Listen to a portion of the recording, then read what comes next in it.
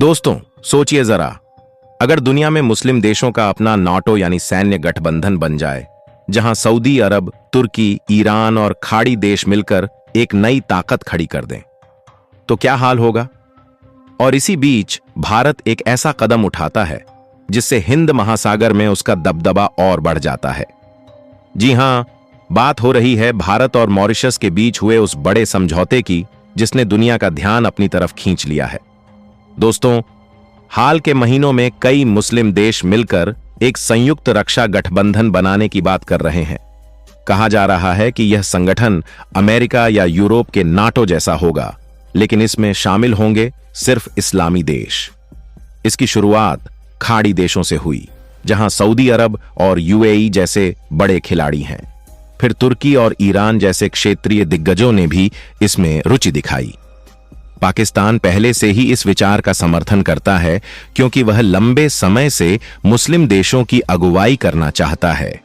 अब सवाल यह उठता है कि अगर ऐसा कोई इस्लामिक नाटो सच में खड़ा हो गया, तो क्या यह भारत के लिए चुनौती बनेगा। भारत की स्थिति खासकर हिंद महासागर और एशिया पैसिफिक में बहुत मजबूत हो रही है।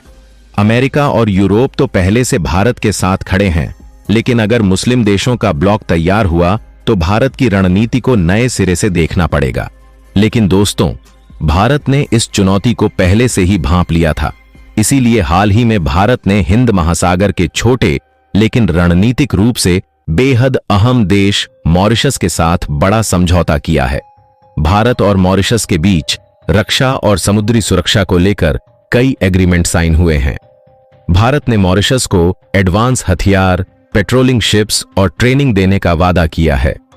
सबसे बड़ी बात, भारत को मॉरिशस में अपने सैन्य बेस और नेवल फैसिलिटी को मजबूत करने की मंजूरी मिल गई है।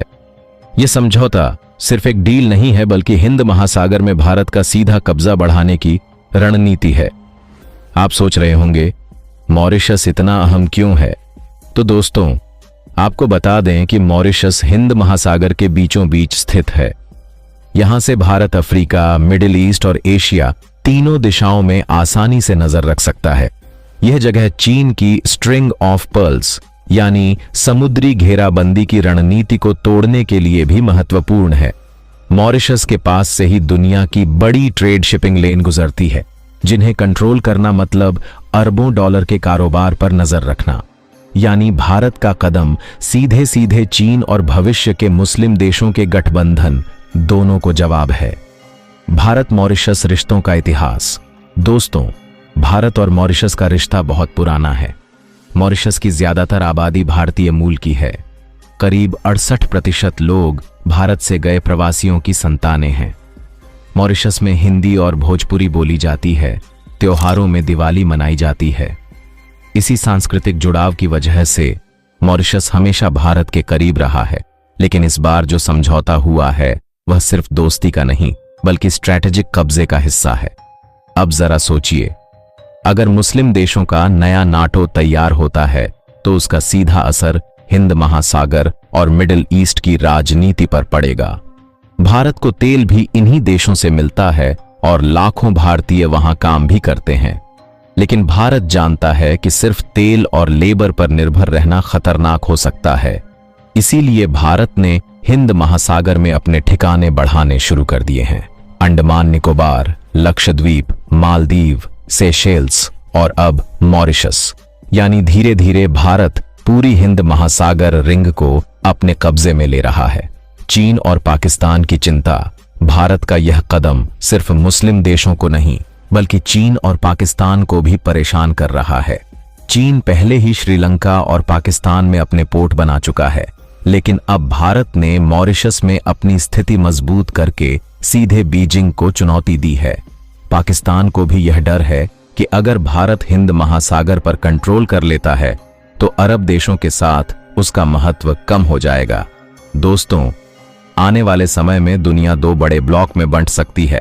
America, Europe, Bharat, Japan, Australia का ब्लॉक। मुस्लिम देशों का नया नाटो, चीन और रूस का ब्लॉक।